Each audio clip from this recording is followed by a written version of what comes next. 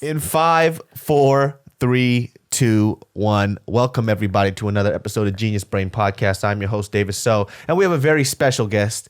We have the Latina booty heat. And I only say that because I literally see her ass every day on Instagram. The fucking so peaches on this bitch. It's and you wild. will always leave some comment like, I need to recreate this picture. And you've never done it. First of all, because you have so many, I don't know which one to do. I call you fucking the Georgia Latina peach. Hey, everybody. It's me. My name is Ass. And we're going to be doing a podcast. I just have to ask, do you say that you have a special guest on every time? Depending. Because I noticed that you said it just now, and I want to feel like I'm actually special, but I feel that you may say this. You know what the funny thing is? I actually never hung out with her like one-on-one before. I know. I just know that you were around the barbell people and thought Yep. you were really funny. Yeah. And then I just started following you and I was like, oh, look at this girl, dude. She has a fucking booty for days. And then recently we were DMing each other, and I basically was like, you have to be my fucking friend. You have to be my fucking friend. And he's like, whoa. I was like, get the fuck I over fucking here. unlocked something that I didn't want to unlock. Yeah. I was like, this girl's fucking mad funny, dude. Like, we should probably kick it sometime. She goes, you have no idea. We're fucking best friends. It's fucking on now. And I try to fucking block her number, and then she somehow I circumvented it. I got a new number, went into the deep web. I now basically own David So. Now you're on my podcast, Yes. you fucking bitch. Why Look do you at think I'm here? How do you think I ended up here? So I don't know Threats. shit about you. So I'm actually using this time to actually get to know you a little bit. Yay. Just because why the fuck not, dude? Why the fuck not? Dude, I saw that you did like a hobby ASMR thing. Oh my God. Yeah, that's why. So me coming in here right now and seeing this whole setup, I'm like, oh my God, hey guys, welcome back to Yo, I forgot this wasn't my channel. Oh my God. Yeah, I started an ASMR channel and I'm about to like kill that shit. do you know what ASMR stands for? Autosensory meridian response. Good, because I had no idea. Thank you. I wasn't asking Did you you like really I fucking not knew. I actually had no idea. I thought you were going to try and make me seem dumb, No. but I know my shit. So what's your top 3 favorite ASMR shit? As in like people that I like to watch or the actual sensation? The actual sensation. Okay. I love role play. Kinky, I know. What the fuck is that? Role play is like, there's like cranial nerve exam videos, or there's relaxing facial at the spa or a haircut. Those are my favorite because it's a mixture of like personal attention, but also the sounds of. What the fuck? Do you hear how great that sounds? Dude, some of these ASMR, they're popping. Oh, These channels, they're yeah. fucking I know. popping, yo. It's crazy. My favorite right now actually is chiropractic back cracks. That's fucked up. You know, I did a video. And I typed. I know you did because I watch chiropractic videos like a motherfucker. What is wrong with And I you? saw you and I was like, what the fuck is that, Jazmine? Get the fuck out of here, dude. Get the fuck out of my ASMR, bitch. Fuck out of this shit. I was like, I fucking see your ass all the time. I see you with my fucking ASMR videos. Get out of here, dude. The Wait, fuck? so you found it. So I think that's how that video, it ended up going viral for me at least, because my videos do not get anywhere near 1 million views. And that video, I titled it What an Hour with My Chiropractor Looks Like. Yeah. And it was like 1 million views, and the comments were just like, oh my God, this was so satisfying, da da da. And I just posted it. I see that's fucked up. That you find that to be satisfying. And your role play ASMR isn't fucked up? You fucking judge me. I feel attacked. Don't you judge me. Yo, something about watching somebody get their back cracked makes me feel like I'm being relieved. Because I know how great it feels to get your Really? back cracked. You know what I mean? Like that's what that whole experience is that you watch somebody get their shit done and it makes you feel like you're getting your shit done. That's interesting. I never thought of it from that perspective. For me, like, I personally love getting my back cracked. Don't get me wrong. Like, that shit's bomb. But if I'm listening to it, I don't know. It just sounds painful. It sounds more painful to me. And then, like, do they make sounds? You know, like the person that's getting their back cracked, will they go like, oh. No, but sometimes afterwards they have a sigh of relief. Oh. And it makes me feel good. Oh my gosh, I get that. Yeah. Okay, because you're like experiencing the. That's what it is. But then my second top favorite is actually Indian face massage, head massages. Have you seen that shit? No. It is the funniest fucking thing on earth. because these Indian dudes, it looks good at first. They start going into the shoulder. They start rubbing the head in this very unique way. Then they start slapping the fucking shit out of it. Like, da, da, da. It's fucking the dopest thing you've never seen it. I'm gonna show you a clip of an Indian ASMR fucking Wait, this is beatdown. real? This is real shit. Like, I guess like you can get it at barbershops there. But there's a couple of dudes that just go in there. I'm talking about, so they'll clasp their hands together, they'll start tapping the head. I don't know, they'll start fucking slapping the fucking shit out of them. And number one, it makes me laugh and also makes me feel relaxed. Why does that make you feel relaxed? Because a part of me looks like it feels good. There's a reason why people do it. Why don't you go and get that then? I have a fucking fat head, that's why. Oh, they might charge me extra. They're like, yeah, that's an extra $10, dude. We can't work with these conditions. No, I don't think so. I really don't. Okay, so if those are your two, what are your other, like, what's your next? The next thing is I just started getting into it. So I have a bit of insomnia. So I have a lot of trouble sleeping. Mm-hmm. Like it's been something that's ongoing. And the reason why I got into ASMR shit is because it helped me sleep. Yeah, same here. Right? Same here. So I started listening to the chiropractic back cracks because it started knocking me the fuck out, which was the weirdest thing. I know, you probably woke up the next morning like, what? Dude, I thought my girlfriend was going to leave me when she saw me. Dude, I would watch it so intensely and she would wake up. She goes, are you fucking watching porn next to me? Are you jacking off while I'm laying next to you in bed? And I'm like, baby, back cracks. And back cracks. And she goes, you go watch porn. Yeah, I'm offended. What the fuck is Go this? watch porn, you sick fuck. But I started watching like these ASMR back cracks to help me sleep. But now I'm into adult bedtime stories. So they speak very calmly and soft. It's like a form of ASMR, but I don't think they label it as ASMR. But it's adult bedtime stories. But what about it? What's the adult factor? Because it's not about like fluffy bunnies. Oh, it's like eating carrots and shit. Oh, that sounds so interesting. It's fucking you should do that shit, dude. Okay, that's been my biggest thing with my channel is like, there's so many different things that can be done, and everybody's done the tapping, and everyone. I like to talk. I fucking can't shut the fuck up ever. And so I want to have something that is like that. I love that. Like if I could just create some little short stories. I was gonna read from books and stuff. You could literally do whatever you want on YouTube. Know, that's crazy. I think the thing that I fucked up on YouTube. I don't say fucked up because it's what I wanted to do anyways. But if I was, let's say, 10 years younger, right, and I was 20 years old, I would probably just not set a format for my channel and do whatever the fuck I wanted. So originally for me, because I wanted to be a stand-up comic, everything was based around comedy, right? Did you want to be a stand-up comic? I still do stand-up comedy. So I've been doing How do I not? I've been doing stand-up since I was 16. Yeah. Can I come? Well, I've been taking a fat break because I'm working on this podcast now. Okay, and gotcha. Then Fair enough. And I started doing film.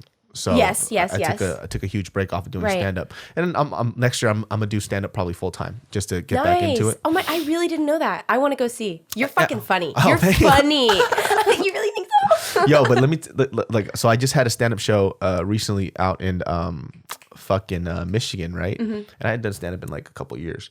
And I was like, yo, I still got some sets in my fucking head. I should be fine. Wrong. Oh no, did you tank? Dude. I didn't tank, but there was a lot of jokes that I knew the setup and the hit for that I thought I still remembered. And I would just say a joke. Because you know when I was like, oh fucking bitch. I don't even remember all this. I was like, I don't know when.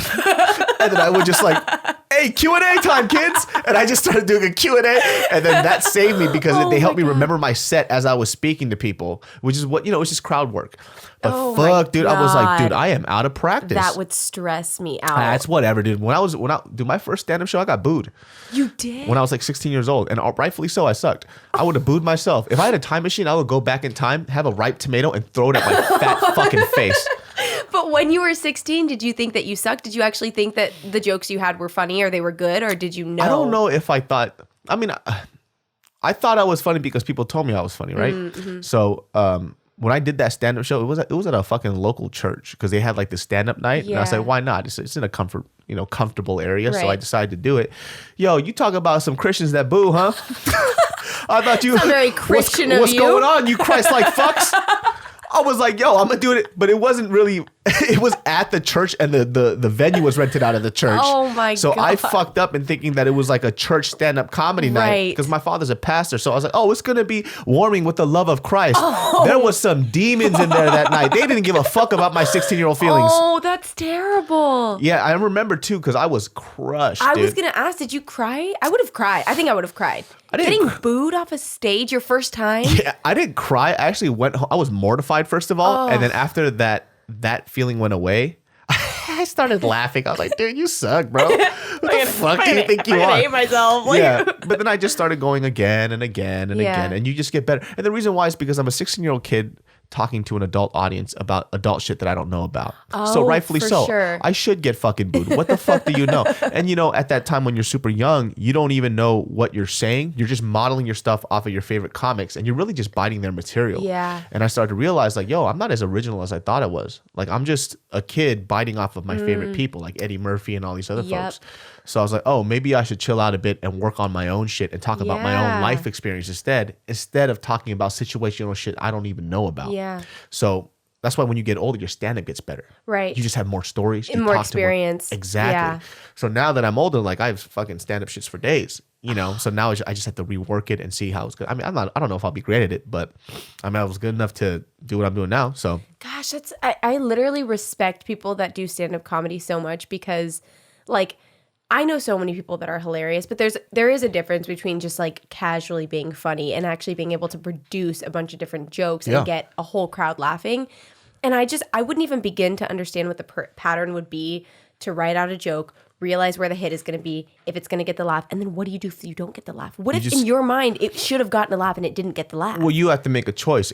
Is this joke not funny, or did I not present it right, or is the crowd just having a bad night? Right. So you have to make that choice, right? My gosh. So there's a lot of times where like I used to rework jokes like in my early 20s, and I reworked it, and then I was like, it would have been funnier if I did this, and I tried it out, and I was like, hold on a second, it was funny. It was funnier the other way around. Fuck that crowd, dude. I'm not gonna. And I went back and I did it a third time at another set, and it fucking killed. So you just really have to gauge certain things. You know, that's so interesting. So it's hard.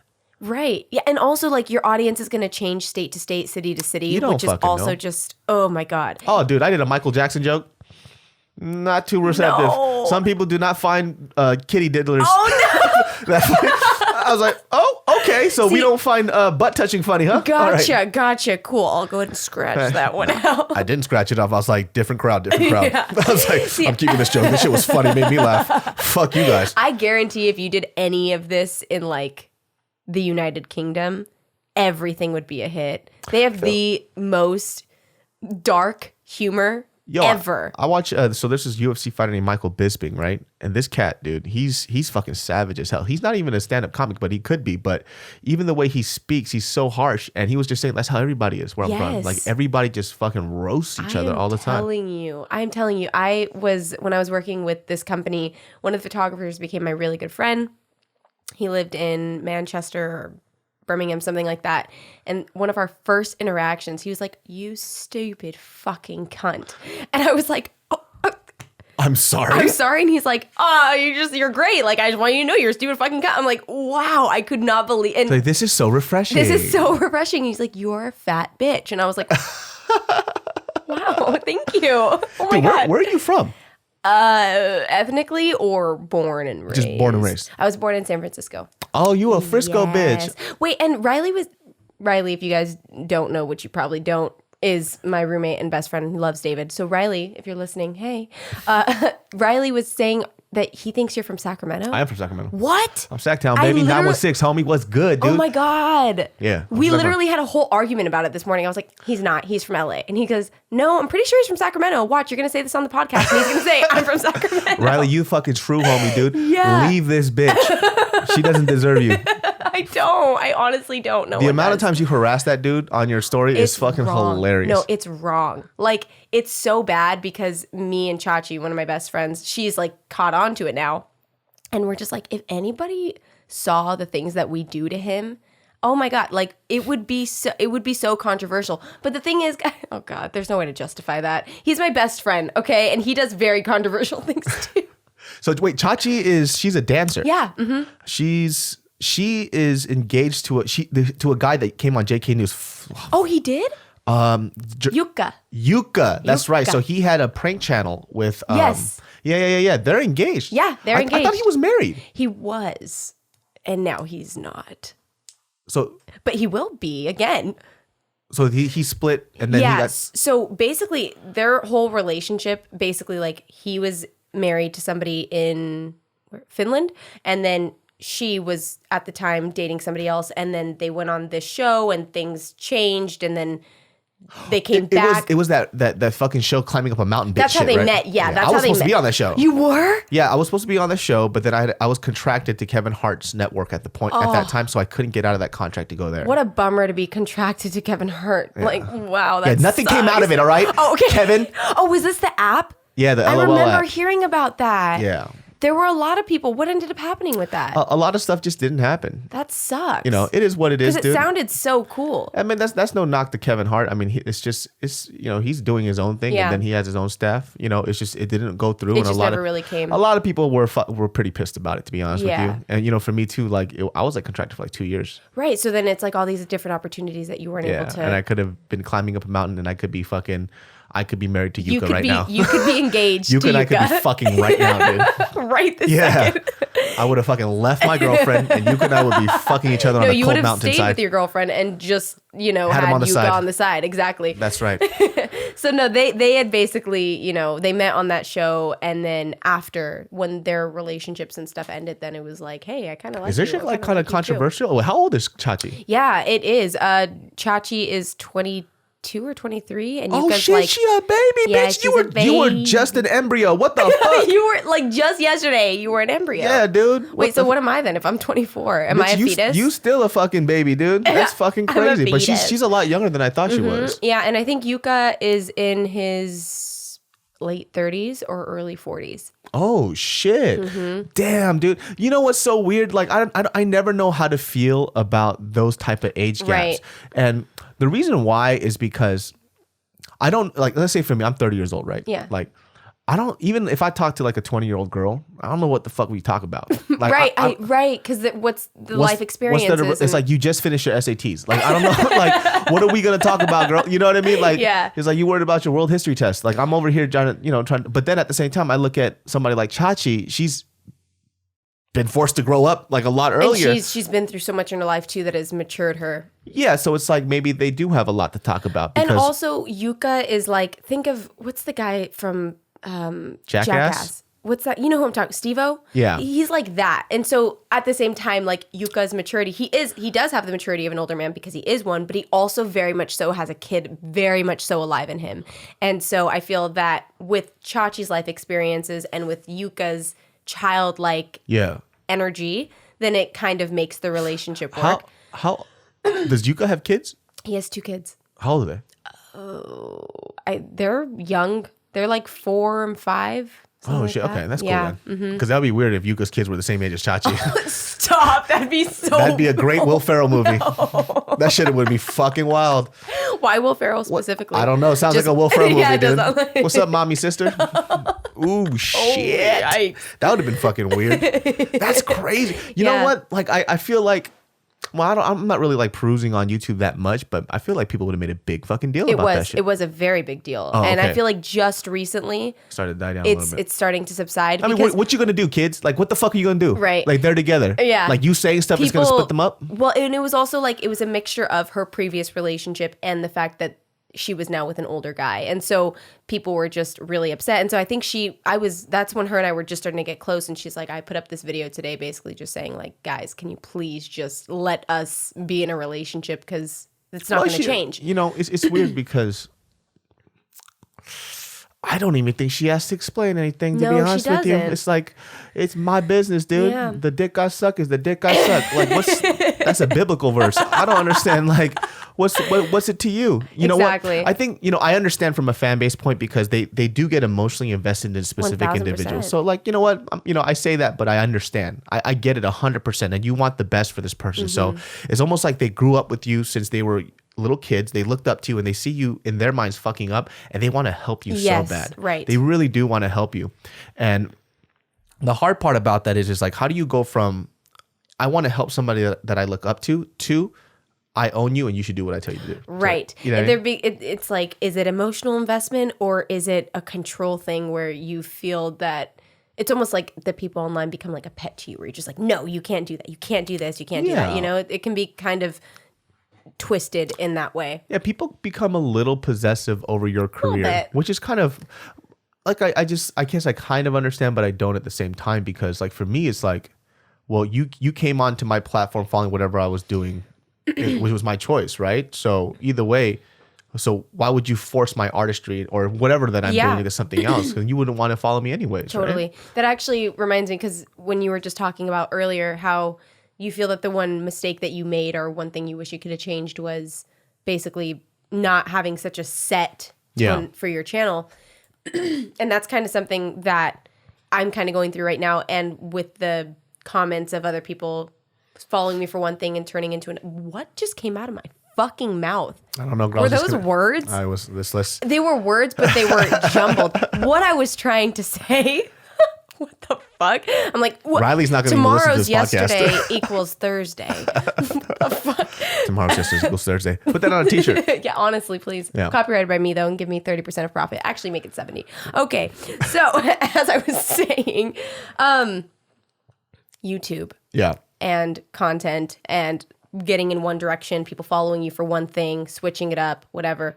That's something that I did. Like, I started as a fitness channel, and after... It took me like 2 years for me to be like, oh, fuck, I actually like to talk about other things and I want to post about other things. Aside from fitness. Aside from fitness, yeah, because it's such a, I mean, in general, we all have so much about ourselves that we want to share. And so I'm in that boat right now where I am uploading whatever I want because I want to. And if people don't like it, then... It is what it is. That sucks. And how long have you been doing YouTube? I always say this wrong. I always think it's been like 2 years, but I think it's been like 4 or 5 now. Okay. Yeah. Yeah. It's been a long time. And I mean, a long time to me. I was probably 19 or 20 when I quit my job and then started doing YouTube full time. So what did you do before? I worked at a salon. I was a hairstylist. But shit! I wasn't like really a hairstylist though. I was just kind of like an assistant. Oh, okay. So you just clean up the hair on the floor. But no, I did blow dries. Okay. I think you said blow dries. Thank God. I was like, oh fuck. I did blow dries. I did go to school. I got my license and I was doing makeup. I had a YouTube channel on a separate platform. I mean, on YouTube, it was just like a separate channel. And that was beauty related videos, but that never really went anywhere. And did you enjoy doing it? I loved it. Yeah, but it was also just so saturated. You know, at the time, beauty gurus were like everything 5 years ago. And they still are. I wanted to be a beauty guru at a certain point, dude. Everybody wanted to be a like, beauty guru. Fuck, I should do this shit, dude. I need to start doing makeup. Yeah. And that's all the James just Charles voiceovers and just doing the fucking makeup thing. Yeah. So what's up? Good morning, guys. So today, you know what? This one girl did this shit, which I thought was dope. It was her doing her makeup, but she wasn't talking about her makeup. She was just talking about bullshit. That like would be called a get ready with me video. Oh, is that what that is? Man, I don't know shit. I was like, oh, look at this. That's kind of smart. Chit chat get ready with me. And it's where, you just like do life updates and all of that. And those are way more fun to film because you don't, I mean, like, you know what to do. You're watching the video to learn how to do the makeup. You could just let them fuck off and talk about whatever it is that they want to talk about. So yeah, I did that for a little while, went nowhere. And then went nowhere. And you can do whatever you put your mind to. That's right. But yeah, that shit except for makeup videos. Except for makeup videos, it's too fucking saturated. So yeah, I did that, and now I have my YouTube channel, and now I post whatever I want. That's good though. I mean, I feel like when you put yourself into a corner, it also like stifles your creativity, you know. And so like when I saw you do the ASMR stuff, I was like, dude, this bitch is fucking weird. That's tight because ASMR is such a unique space. And are you doing that shit where you talk real quiet? Yeah. Okay, give us a real sample real quick. By the way, this is going to be in probably some kind of weird porn on Reddit. So go ahead.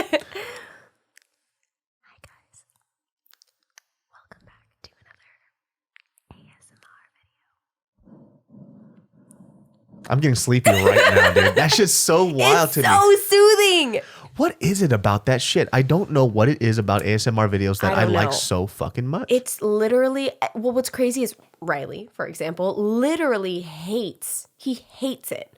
Like, if I'm listening to one or like I'll watch videos because I try to get ideas, he's like, oh, please turn that off, or like put your headphones in. It's the worst thing to him. Like, there are the people that find it really cringy, and then the people that are just like, oh, this is the best thing of my entire life. Yeah. I fall in the category of it's the best thing of my, I just broke your chair. Perfect. I'm just kidding. Maybe I did. I don't know. You know what I really wanted to do? So there was another category of ASMR stuff that I like. It's cooking. You should start an ASMR channel. I would, but I fucking talk too much. No, David, it would be so good. Whisper really quick. Whisper, goddammit. What's up, bitches? Oh my God, yes. Some bitches today. I'm gonna cook some noodles. So the other day, I saw this fat ass, and I was like, damn, look at that fat ass. And so I walked up to her, and I said, what's up, bitch? Then she pepper sprayed me. Then I was like, oh, women don't like to be objectified. Then I took off my MAGA hat. It would be like the weirdest ASMR. It's like, what the fuck is this guy saying right now? What did he do? Who is this person? It would be the greatest thing ever. Then I took off my MAGA hat. And, I took off my MAGA hat, and then my toupee came off with it because I'm actually Donald Trump. I'm grabbing bitches by the pussy. Oh my God. You have such a good voice for it. But I would do it in fucking Vietnamese. Hello, everybody. Welcome to That Fucks ASMR channel. Today, I'm going to be teaching you how to slap your kid and have them not talk back to you. Wait, I will say, like, the best ASMR videos are the people who have accents, and that was oddly very soothing. Hell yeah, dude. Dude, I'm just saying, you've got the mics, you've got the headphones. I might as well just do it, dude. Just please, just one video, just one. Maybe I'll just have another podcast. It's just called bullshit. It would be ASMR stuff. And then what I wanted to do, just for fun, and I say this as if I have a lot of fucking time on my hands, which I don't, but I wanted to do one where I just literally tell people about all the fucking weird dreams that I have. I have like 30,000 fucking weird That's genius. dreams. That is genius. A podcast all about dreams. Just dreams. And I have such vivid dreams. Like I write them down. Like I have the weird, dude, there's a dream that, like just for example, this was like one of the creepiest dreams I've ever had. So I had a dream. I had a dreams. You ever have a dream? So I had a dream where I was at this trucker diner, right? Okay. So in the middle of nowhere. So if you kind of look at it, it's just that long paved road. There's just tumbleweeds, just desert, whatever. But it's gloomy outside. And the cars outside are very like 1950s type of cars or whatever. Oh, dope. Right? So when I walk into this diner, everything is super old fashioned. You have like the karaoke machine that you put the quarters in, I love it. checkered floor patterns and everything. So it's very retro. Yeah. You walk in. I walk in, I sit down, and I see this waitress. She's like about to pull her hair out because she's so frantic because she has so many people to serve. And as she's trying to serve everybody, she has her kid in her hand. She's holding her kid. Oh my God. And so I'm like, ma'am, just relax. As she's taking my order, I was like, just give me your kid. I'll watch your kid. Just do what you have to do, and don't worry, I'm gonna be right here. Yeah. And she goes, thank you so much. She has the kid. I'm like playing with the kid, whatever. And then all of a sudden, you see this dude just busting through the fucking door. He kicks the fucking door open. He goes, yo, where the fuck is my kid? Oh my God. Right? Starts screaming at the waitress. And she goes, what the fuck? And then he looks at me. He goes, what the fuck are you doing with my kid? Oh my God. And at this point in the dream, I'm like, yo, man, like I'm not with her or anything. We're not a couple. Like she's working. I'm just trying to helping. help. I'm just helping her out, right? He goes, dude, get the fuck away from my kids. So you want to take this shit outside? I was like, and everybody is just kind of staring. So I was like, yo, relax, we'll talk outside. So I go, we'll talk outside. We walk outside. I go out first. Stupid. I go out first. I turn around, and right when I turn around, he has a gun to my head, and he fucking blasts me right in my head. Boom, blackout. What? And this is in the dream. I get shot in my fucking dream. Boom. I literally walk outside. I turn around. I go, hey, cock. Boom, blows my fucking brains out. My God. And then what happens after my brain gets blown out, I wake up again and I'm back in the same dining table with the kid, and I'm playing with the kid again. I'm like, what the fuck is going on? What? And so I see the same scenario again, and I'm like, there's a guy that's about to walk through that door. The guy walks through the door, the whole spiel, and he goes, hey, let's take it outside. Same thing. Everything's the same. So it's like deja vu. But this time, because I know what he's going to do, I have him walk out first. I have my own gun, and I fucking blast him in the head. God. And then boom, I wake up. It was so fucking creepy. I woke up in like a cold sweat because number one, like I don't want to kill somebody, but I had to do something because I knew he had a gun on him. David, So I killed that him is first. nuts. It's a weird dream, huh? That is crazy. I have like a bunch of weird dreams written down, like because they're so vivid. And I think I get these weird dreams because I am an insomniac, and so Yeah. I take like melatonin, and melatonin. I was just going to ask if you take any supplements or anything, because that can like make your dreams so much more vivid. That's insane. Dude, I've had like some really morbid dreams too. Like I've had morbid dreams too, but like that feels like it's beyond basic dream comprehension though, because not only did you die, which typically you never actually die in your like, dreams. I was reading that shit. Like, you don't actually die. Like, it's not very common. I've never been killed in a dream, ever. Well, lucky you. Everybody's killing me in my own. It's my dream, too. It's my dream. It's my dream, too. Son of a bitch. So, yeah, you're not supposed to die. And the fact that you then came back to the same scenario and with awareness of the fact that the previous thing that happened. That's so crazy to me. It was fucking odd, man. Like, I always get creeped out by some of these things because I always wonder, like, what does that mean? Right. Like, what the fuck? Have you considered, like, I don't know, is there, like, a dream therapist that you could see? I would like to talk to them about it. Like, yo, what does that mean? But I'm also scared to know what they're going to say. Yeah. Like, maybe better as a mystery. Like, I even remember a dream that I had when I was a kid that fucking traumatized me a little bit because it was literally that. You know, has anybody ever asked you some fucked up shit like, yo, if your mom and dad were hanging off a cliff, oh my God, who would you say first? Yes. Right. So I actually had a dream about that shit. No. Yeah, but it wasn't that my dad and my mom was hanging off. It was my mom was. It was just that classic, like, sunsets going down. It's red, it's purple, it's yellow. It's a beautiful scenery and everything else like that, like the hill and that cliff. It's rocky, but there's grass on top of it. And then all I remember was in the dream I was holding my mom's hand like this, and then my mom was like crying. Oh and my God. I'm a kid too. I'm a kid. Yeah. I can't remember what age I was, but I remember this dream so vivid because it felt real to me, and I woke up bawling because I remember I was holding her and then my mom was just screaming, just let me go. And I couldn't do it as a kid. And I was just like screaming as a kid, like, no, no, no, no, no.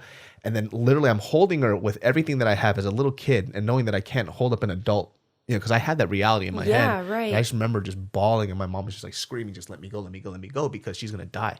And then like, I just literally saw her slip and fall, and I started screaming, and I woke up screaming, and I was just bawling as a kid. Oh my gosh. Yeah. I remember all these like weird fucking things, dude. See, I've had a dream similar to that, and I've never forgot it either. I think I was like 12 or 13 years old, and I grew up with just my mom. And the dreams like that are the worst when like they take place in your home, and like, because sometimes in dreams you're in a new environment. It's your home in the dream, but it doesn't look like your home. But this one, I was out at the movie theater that was like down the street from where I used to live. And my mom had called me and she was like, there's somebody in the house. I need you to come home now. I'm really scared. And it was one of those dreams where I could see what was going on over there. You know what I mean? Almost like a movie, like it was switching scenes. And I could see like this hooded figure with a knife. And my mom was like strapped into the chair, and they started texting me, and they're like, if you don't get here soon, I'm going to slit her throat. Literally just like, I will slit her fucking throat. And I was like, oh my, and like freaking out. And so I get home, and right as I'm coming home, they cut her fucking throat open. And that was how my dream ended. Like my last image was the blood drenching down. It was like, that stays with you. That was a decade ago, and I still remember it because it was so traumatizing. And it's not real too, but I remember it like it's nothing. What's up, Pumpkin? That's a little kitty cat. Look at you. I'm allergic as fuck to you. Man, she knows too. I think she likes me because she knows that I'm allergic. She poked her head and she's all, what's that, bitch? I know. She's like, what y'all doing? Y'all talking? What y'all talking about? Yo, I'm just going to rub against this table real quick. Sometimes I just add voices to cats and shit. So good. Yo, okay. Well, y'all just going to do your own thing. Oh, what's this? Who this Mexican bitch? Oh my God, she got long nails. That feels good. Bitch, scratch me behind my ears. You know my damn spot. I like how my fucking cat's a thug and shit. Okay. Or like a gay thug. Pick me up, bitch. Let me know how it feels. Ooh, there you go. There you go. Make me feel comfortable. That's right. There you go. My name's Pumpkin, motherfucker. Everybody loves me. There you go. I'm trying to. Oh, am I going to hop down? Maybe. Okay. What's up, allergic boy? I know you don't like me, but I love you anyways. Hi, pretty. Oh my gosh. I love her. I like animals a lot, but dude, I wish I wasn't allergic to cats, but I am. No, I actually am too a little bit. I don't know how I would function if I was living in a house with cats. Oh, you just got to take a Zyrtec, girl. That's all you got to do. Allegra. Not sponsored. Could be, though. Could be, though, Allegra. Please reach out to David. Have you ever woken up with a cat on your face and then boom, your eyes look like two fucking pussies? Want to fix it fast? Want to fix it fast?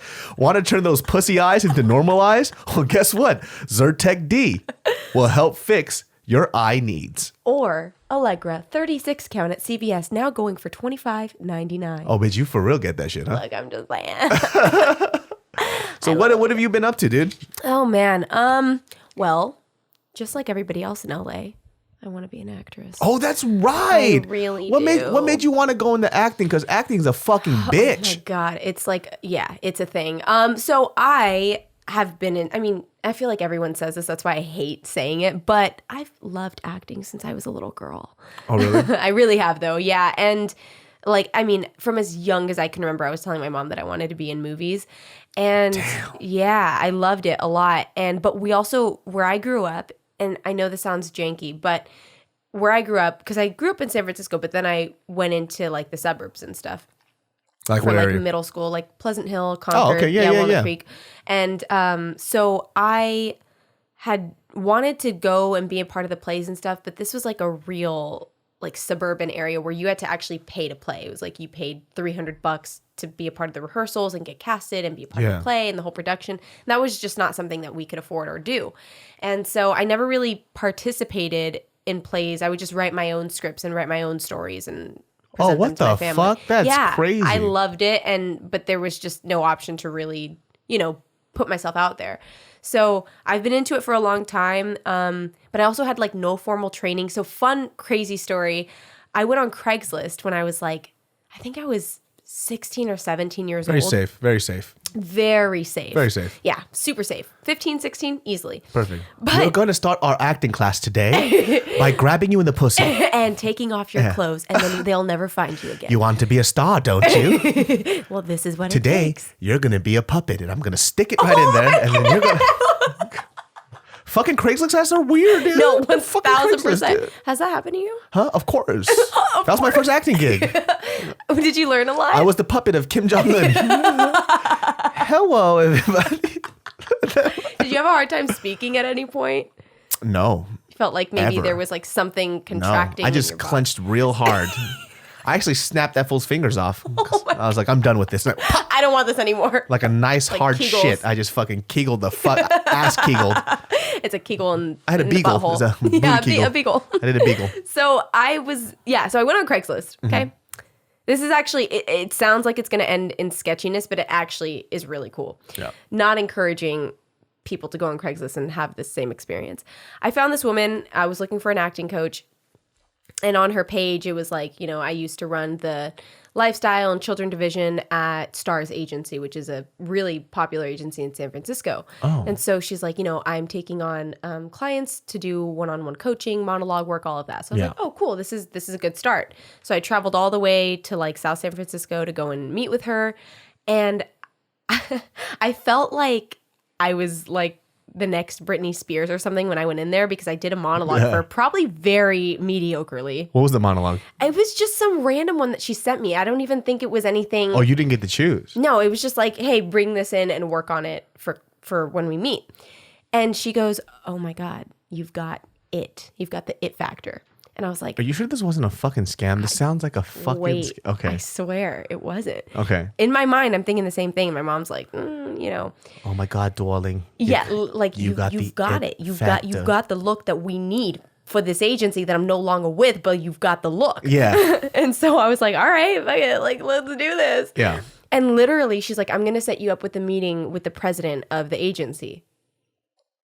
She did. Oh, really? And I got signed to the agency that week. Oh, shit. Yeah. And I had 2 agents, literally like that. I still don't understand how that all happened.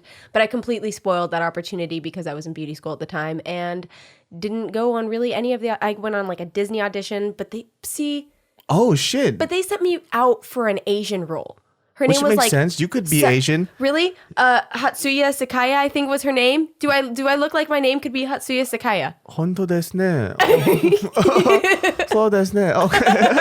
But you could be like Persian or fucking Indian or something. That for sure. But then when they said we're sending you out for a Japanese role, I was like, I would have just took it, dude. I would have been like, arigato, bitch. Let's do it. Let's fucking do it. I'm broke as fuck. Fucking hajimemashite, arigato, gozaimasu, samurai sword. Konnichiwa. Konnichiwa, do itashimashite, watashi no namae wa Jazmine desu. I would have done everything, though. I did. I went. But I mean, that was like they sent me on so many different things, and I never really did any of them. Dude, so when I was younger, dude, like if it came for a big opportunity like that, even if I didn't want to be an actor, like, look, this role is for a ripped black 26-year-old male. I was like, got it, motherfucker. Perfect, I'm ready. I was Let's do like, it. Let's do it, playboy. They're like, could you stop hamming it up? Black people don't sound like that. All right, son. All right, son, sounds good, fool. Yeah, this is how we gonna do it, cut. You know, like, They're get like, the fuck out of here. Well, No. you're like, not The good network, enough. Okay. it's a little too. I don't think so. I don't think that's what we're going for this time. Yeah. Yeah. So I ended up getting dropped from them when I moved away. Rightfully so. Yeah. But now I'm with UTA, which is a great agency. If you guys don't know, it's a really good agency. When did you get signed to Validate UTA? me. It's been over a year now. Okay. Yeah. So hello, Kitty. Did you hear that? I know. She's like, somebody play with me. She's like, come on, motherfucker. Yo, man. Stupid white curtain. I don't know how to get back in. Is the podcast going to hear that too? That doesn't matter. This is all natural. No, I just want to know. Are they going to hear it? Maybe. But that was the sound of a kitty cat, motherfucker. Meow. Yeah. So yeah, I've been with them for over a year, and I've gone through one pilot season so far, and I've had one. It's hard. I've had one callback, and it was for a really good. It was for a good TV show. It was for stars. It was for a lead, but acting is like one of those things that you could pursue for 15 years and just start to You're have. also super green. You're very young. Yeah, you know exactly. What I mean? Like, for me too, like in acting, I don't really want, to be honest with you, I don't really want to be an actor. Like I'm just doing it just because I can, you know. So I don't really have Lucky like you. I don't Wow, what a lucky guy. I don't really have like a hardcore passion for it, but I do like film. So that's the difference. It's like I like film, and if people say, "Do I want to be an actor?" That's hard for me to say. It's hard for me to say like acting is my passion because it's not. It's not in the forefront. It's definitely not in the forefront. My agents know that. They know it's not in the forefront. I said I know roles that I like. I know roles that I want to do, and I know the roles that I want to kill. And like when I did my first pilot season run, I had like 7 or 8 callbacks. And so I know the roles that I'm good at, you know? That's amazing, David. Yeah. Like, that's so good. You know how many, oh my God, that's so good. But see, like, I feel like when you don't put pressure on yourself and you just know what you're going to do, like there's no, so let me tell you about this audition that I got that I knew for a fact I wasn't going to get, right? And this shit made me laugh, right? And it was for this fucking werewolf show. I forgot what the fuck it was. But the role, and this is, by the way, I was 275 pounds, heavy set, acne. And the role was for like this guy, for like a 16-year-old kid, right? That's a werewolf. That's supposed to be like the sex symbol of the show. And I looked at this script and I was like, are you fucking with me right now? And I did it anyways. I looked at this and, you know, my agent was like, dude, they just need to see your face. For what? For what? Am I the werewolf that retired? Like, and he just didn't give a fuck about his life? Like, what am I doing this for? And I'm literally trying to go through the scene without laughing. Because like the scene was a very emotional thing between me and my love interest, where we're talking about why I can't be with her, or why she doesn't want to be with me. It's because I killed one of her other like werewolf homies or some shit like that. Gotcha, right. So it's like, you know, we gotta, you know, we still love each other. Yeah. I'm like listening to myself laughing. Like, David, you are not going to get this role. Absolutely not. And it's not even for an Asian guy. And you're definitely not sexy, dude. Like, this is not your role. Like, I'm that goofy dude. So there were roles like where I just didn't feel like it was, but I still did it anyways. But, you know, the stuff that I did get callbacks for was stuff that was right up my alley. It was comedy. It was comedic roles. It was goofy. It was fun. Yeah. And I enjoyed it. Yeah. You know, the hard part about being an actor, in my personal opinion, is like, the reason why I say I'm not a great actor and I'm not going to be is because I don't like playing roles that I don't want to play. No, and that's totally fine. And I think that's so good, though, that you're aware of that. And also, like, being a great actor, it does involve so much work. Yeah. It has to become like, well, there's your this life. part where you're not playing a character, you are the character, right? And that's what everybody says. But for me, what I do is I read the script and I hate it. And I'm like, no, I'm rewriting this because I don't like it, because I'm a creator. You have directorness and you like directorial attitude too, right? And like my taste of like for real acting is when I made that film. I got into Sundance, and that's stuff that I did myself, which is crazy. Yeah. You know, and that's the experience that I have, right? So I have experience with film where I got to control with my friends this area, this scenario. So I want to do things the way I want to do, which you do have that flex and freedom when you audition, right? Yeah. So you do it within your own taste and however you interpret this character, right? But there, like, in all honesty, like when I read these like multicam sitcoms, I fucking hate it. Oh, like, well, I'm like, yeah. these lines are so fucking terrible. Also, multicam is so dated now. Yeah. The fact that there are still TV shows that are trying to do multicam makes no sense. And I look at it and I'm like, this shit is gonna fucking tank. Yeah. And even if so, a lot of you guys who don't go into acting that don't know this, like, let's say a show goes on, right? Let's say you went through your first audition, you go through your callback. Guess what? You got another callback after that. Then you're going to be put up against somebody else. And then you have to go through that callback. And the only reason why you're allowed to come in is because they actually had somebody in mind for that role already, but they said no. Yep. So you're actually the backup to the backup. Yep. And then you have to fight for this role. Then you go into testing. And let's say you get into testing, you pass testing, right? You book the fucking role. You shoot the fucking pilot, right? 2 episodes go in. Guess what? The show gets canned. Or the show gets picked up and they decide to recast. Yeah, there's a lot of things that happen, right? So like that percentage of you actually getting on it, I'm not doing this to discourage people. What I'm saying is that when you say you want to be an actor, just know what you're going to get into. It takes a long time. It's a fucking process. There's literally hundreds of thousands of people that are going for that one fucking role, right? And so you have to figure out, do I have something that's special, or do I have the dedication to actually figure out that, yo, even if I don't get to this point, will I still be happy doing this? Yeah.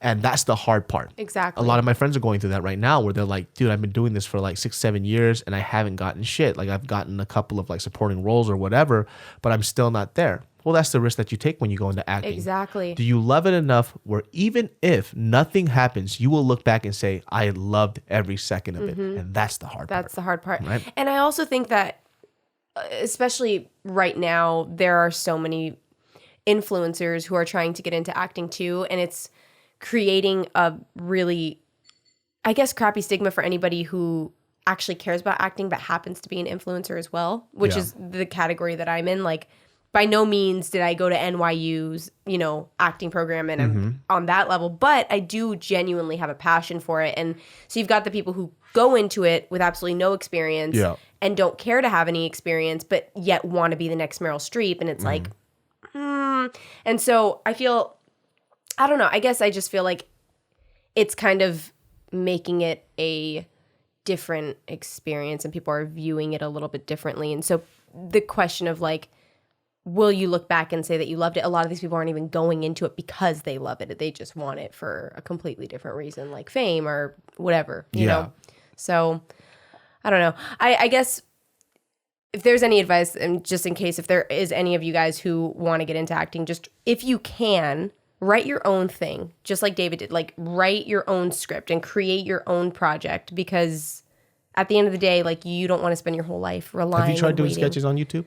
I don't do sketches, but I'm actually working on 2 pilots right now. Oh, really? Yeah, for the first time ever, because I really did get to a point where I was like, I mean, and it's only been a year for me, but I'm like, I don't want to wait forever to get booked for something. Like, I want to write something and I will star in my own thing that I've written. So I mean, I don't have no idea if it's going to be successful or not, but I'm going to try my very best, and I'll at least feel like I get to work, because it's not even about it being on CW, or I just want to work. I just want to act. That's it, you know? So if I can write my own thing and only 100 people see it, I honestly don't give a fuck. That sounds perfect to me. Like, I just want to do it. And I think that's so important. And I think that's a very healthy attitude to have, because like auditioning is hard, man. Like, I keep telling people, man, like, people go, well, you're just going in and you're reading these lines. I was like, well, you can't even stand getting rejected by 1 job interview. Try doing fucking 12 in a week, and then having people say no to you for 3 months straight. Yes. Right? And then you see other people who you think are hot garbage get a role. I'm like, that hater. I'm like, him? Him? Why? He's the werewolf? No, I'm kidding. I'm like, I could have been the werewolf. I could have killed that shit. I could have lost some fucking weight. Son of a bitch. I could be buff. I could do that. I could have sex. I'm sex. I don't have sex. Yeah, I'm sex. Look at me, sex. I'm sex. I'm sex. I could be gay. I could gay. I could gay. I'm a gay. I'm a gay. I can do it all. I could do it all. What do you want? Dude. I can do it now. I could do it fucking right now. Dude. You know what's funny? Like, there was an audition that I was going to get that I really wanted, but my manager decided not to do it for me. He goes, because like the role was for somebody who was like flamboyantly gay. I was like, bro, I'd fucking kill that. Oh my God. And he was like, you sure you're ready for that for your first role? That's going to be the first thing that people remember you for? I was like, I don't give a fuck, son. Rainbow up, bitch. You know? But I guess like what his thing was like, he goes, you kill it. Like, it'd be dope. You know what I mean? But he goes, as your first role, like, I would like people to see you in more of like a masculine light. Like, I'm like, well, because it does the thing that you first come out in, that is how people are gonna then look at you, and they're gonna categorize you, as annoying as that can be. So it's like, if you do accept something like that, then you might get piggyholed into something like that. Dude, I really wondered this too. One of my friends asked me, he goes, yo, so there's a role that they want you in. Like, it's like you're supposed to be a fluffy Asian dude, but you have a gay scene, like a gay sex scene with somebody. I'm like, I'm not at that point yet. I'm not ready. Because I would giggle. I would giggle through the whole fucking thing. I'd be giggling through the whole thing. It's like, dude, this is fucking crazy, dude.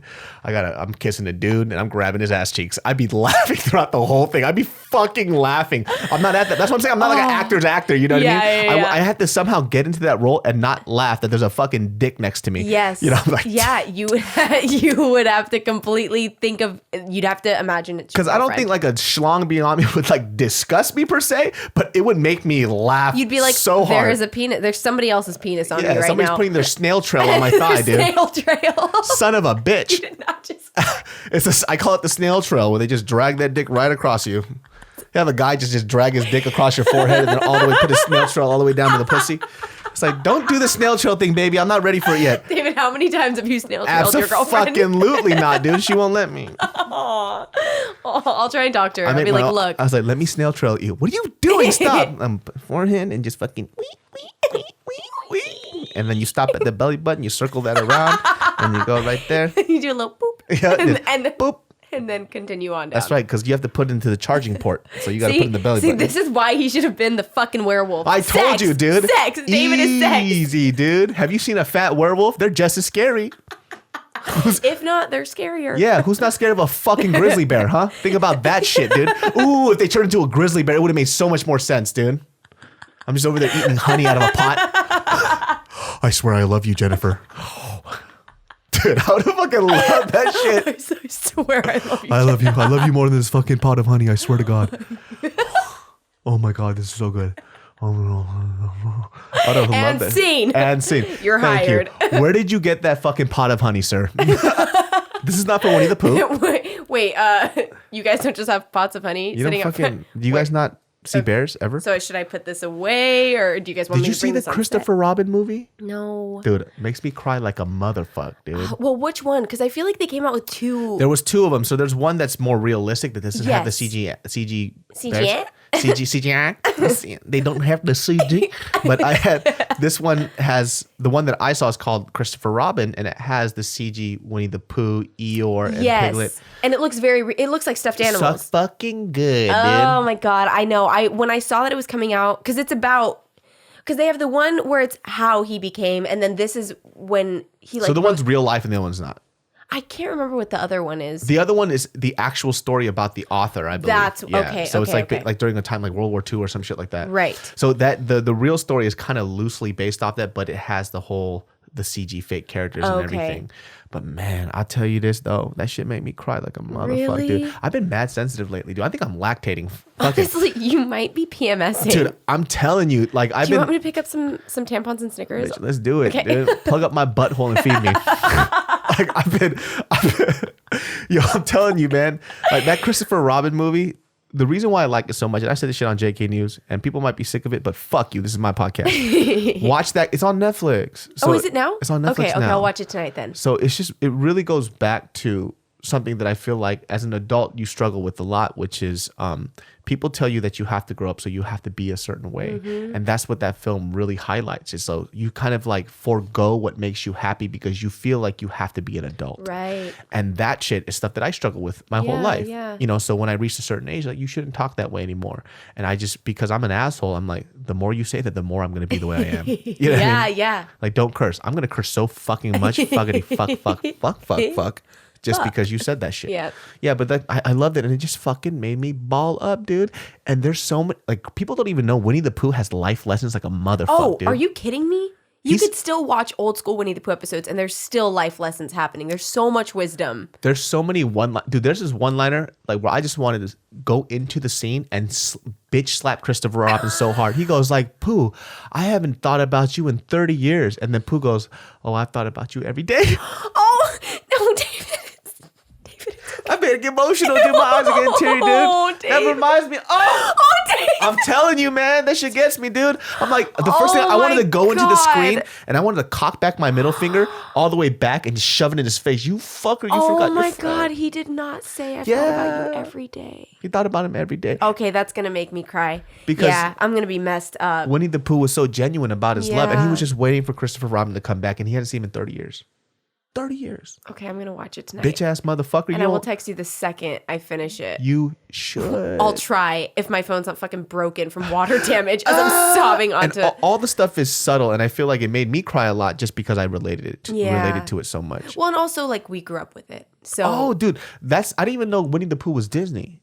Oh, you didn't? I didn't, because I'm not a huge Disney fan unless it's like 2D shit, so like Aladdin, Lion King, shit like that. But Winnie the Pooh is like my favorite thing. Like as an adult, I still fuck with Winnie the Pooh heavy. Winnie the Pooh was my 5 a.m. cartoon when I was like getting ready to go to school in the morning. I'm telling you, dude. It was my thing. Christopher Robin. I fucking love it, dude. And little Piglet, you little scared bitch. And Tigger. Yeah. Okay. I love that guy, dude. Oh, I need to. Have you seen A Star Is Born? Star Is Born? No, I didn't. With Bradley Cooper's? Yep. Bradley Cooper's and Lady Gaga's? Yep. I heard that shit is fucking dope. Oh my God. Let me tell you, okay? I'm friends with people who consider themselves to be like movie buffs. And when I told them about A Star Is Born, you hear Bradley Cooper, you've never really seen him in a genuinely serious role. Yeah. Maybe one or two, but for the most part, you think of Hangover. Mm-hmm. And so then you hear Lady Gaga and you're like, okay, what's actually going on here? It's also the third remake of a classic Hollywood film, or third or fourth or something. It's a lot. I went into it with I actually didn't want to see the movie because everybody was talking about it. It made me not want to see it. I was like, come on. You've all fucking, everybody, Star Is Born. Like, shut the fuck up. Yeah. It's probably not that good. Mm-hmm.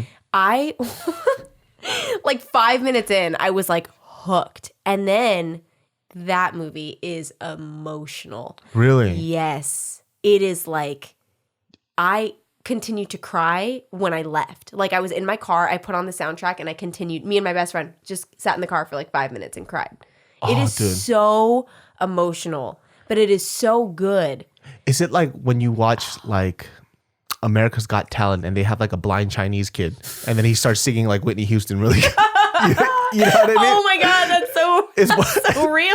It's like one of those situations. Yes. And that show does that shit to you on purpose. Oh, but 1,000%. They're like, anybody here who has had any traumatic experiences but is also very talented, please come to the front now. Exactly. They just looked at this little kid. We are going to highlight the sad moments of your life and, make you famous. Yeah, they just literally find like the most sad people that have the highest level of talent on earth, and then right when they do it, it's like the most beautiful thing you've ever fucking seen, dude. Little Wang Tao from fucking Guangzhou, China, right, has 3 fingers, no butt. 3 fingers, no butt, 1 eye, half an earlobe, and 6 teeth. And little Wang Tao comes up, he goes, hello everybody. Oh my God. I want to sing for everybody. And then Simon Cowell's over there like, well, go ahead. Let's hear what you got. Let's hear what you fucking got, you fucking slant-eyed bitch. No, I think Simon Cowell said that shit. And all of a sudden, dude, just sings like some emotional soul song and shit. And I am telling you. And then all of a sudden, the whole crowd goes, ah! And then Simon does his little eyebrow raise. That's all he does. He does nothing but. Mm-hmm. And then Nicole Scherzinger is fucking crying. Yeah. She's crying so much. And then she's hitting Simon for being an asshole. Yes. Oh my God. Every time, dude. And then Simon is the first person to speak. He goes, that was amazing. He goes, no, he usually will pause and they'll all look at him. And then he goes, I've got to say. I've got to say. You're going to Hollywood. And then everyone, and then the music comes on. And then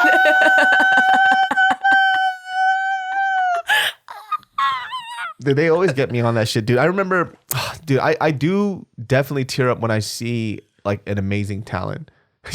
Oh, yeah. Oh, my gosh. Well, and also, the part that makes me cry, though, is not the talent. It's it's all of it. It's like the ambiance of the audience the reacting. fucking music they add. Yeah, it's all of it. And that's the part that makes me cry because I'm like, I imagine what it must feel like for them to go on this stage, scared shitless, and just have everyone just think you're just incredible. And you're like, oh my God, my life is changing. That's the part that always makes me cry. But there's also the other side where there's people who have that same story, but they're completely not talented. And they just use it for laughs. Yes. And I also love that very, very much. And you know, I used to think that, and I'm pretty sure it's staged to the point where they find these human beings, but these human beings actually do exist.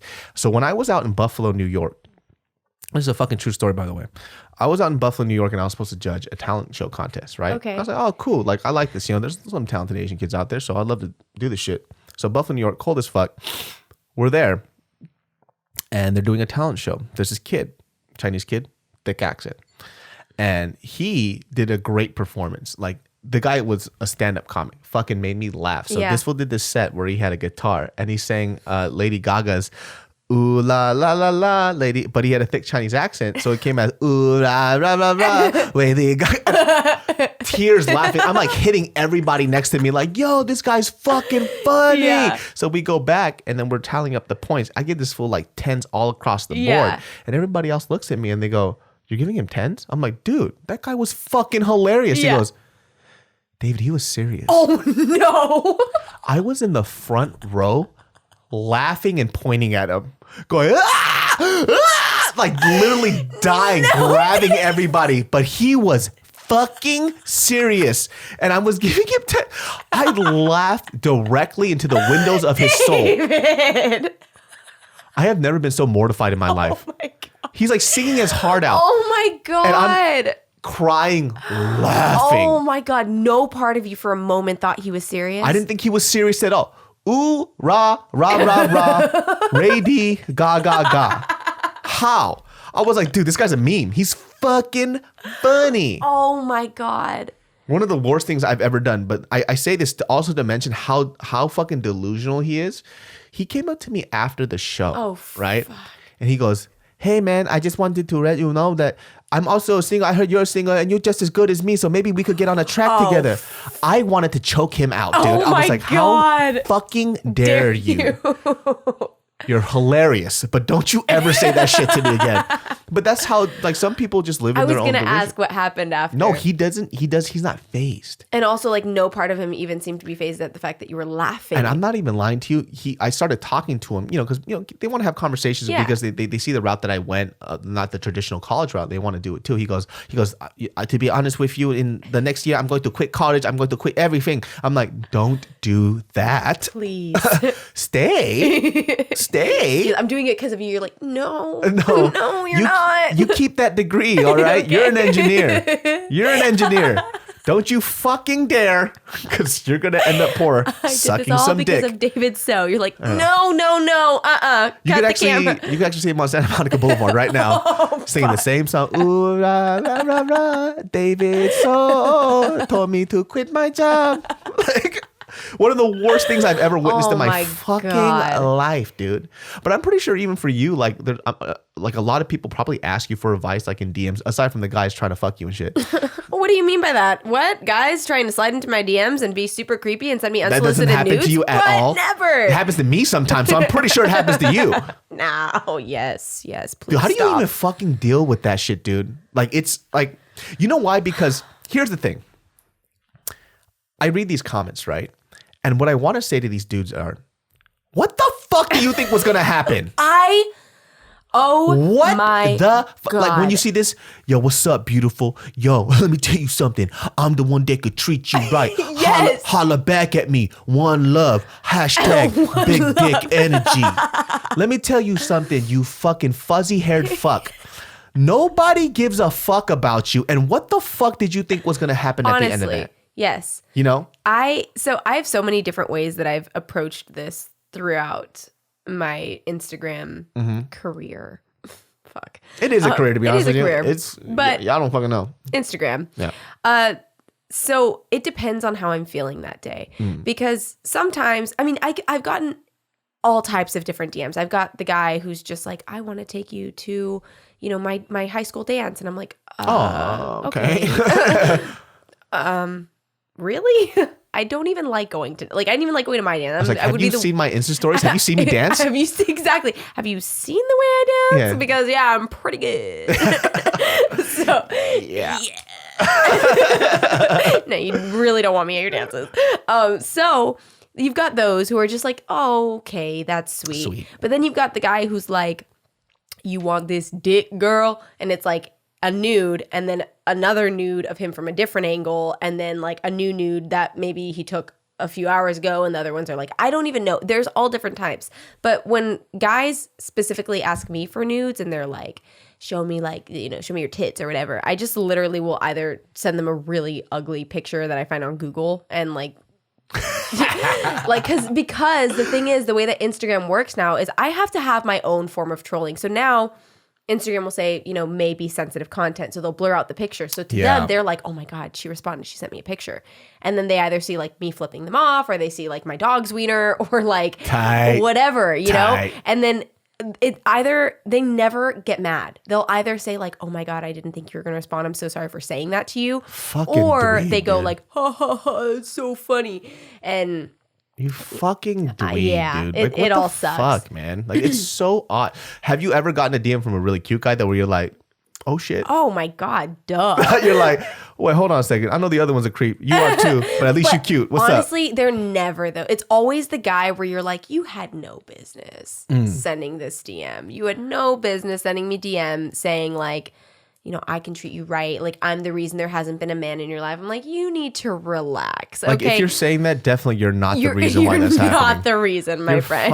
Like, you fucking dweeb, and dude. there's nothing that pisses me off more because I am like, I wouldn't say I'm like a hardcore feminist, but I definitely am like, it's fucking 2019, woman rock. Like, you know, let's all empower each other. And so when a guy comes in and they're like, you know, you need a man, I'm like, I actually don't need a man at all. So please just shut the fuck up. Do you know what I fucking do? All right. I will fucking I swear to God, I will deadlift your dick to another universe. I will snap that shit. I will deadlift your dick to another universe. I will fucking get this shit. I'll fucking tighten my glutes at the top and I'll squeeze and I'll bend that bar. Bend that bar and fucking drop it. Dude. And fucking all that blood will come out and I'll fucking send that shit to orbit. Get the fuck out of here. Can I just, anytime I get creepy DMs, I'm just going to send them to you and you have to come up with a really I will fucked fucking response. roast them, dude. No doubt. I was like, let me tell you something, you fucking foreskin-faced bitch. I will slice you up, dude. If you ever even come near me, I will slice you to a fucking oblivion, dude. That is good. You foreskin bitch. I will I wish I was a bad bitch, dude. If I was a bad bitch, first of all, I'd probably be a hoe. But second of all, I'd be a selective hoe. And third of all, dude, when I reject somebody, I will crush their fucking spirit, dude. Yes. I will make sure you regret you were ever born. The best DM I ever got was from like, no joke. Okay, this person basically goes like, hey, baby girl, like, I love following you on Instagram. You're so bad, da-da-da-da. I fucking click on this person's profile. He's 11. Oh! He is 11 and he's posing and it was so cute. I couldn't even be mad because it was just like him in the mirror, like, like some little kid who probably grew up in the suburbs, like in his like nice little house. And he's like, probably 10, honestly, I would take so that. young. I would find his last name, find him on Facebook because he definitely has a Facebook for sure, and I would send it to his parents.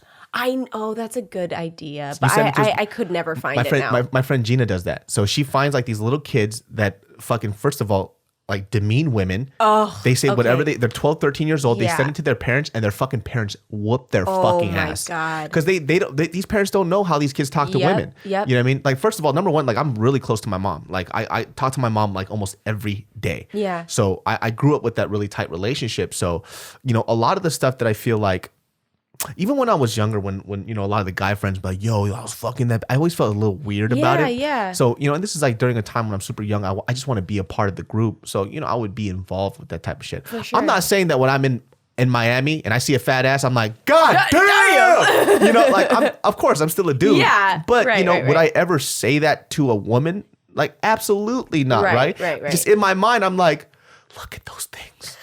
They're just bouncing around. They're just there. Am I not supposed to look at it? What am I supposed to do? But I cover my face, but I open my fingers. just a little bit. I'm like, oh my God, dude, look at those legs.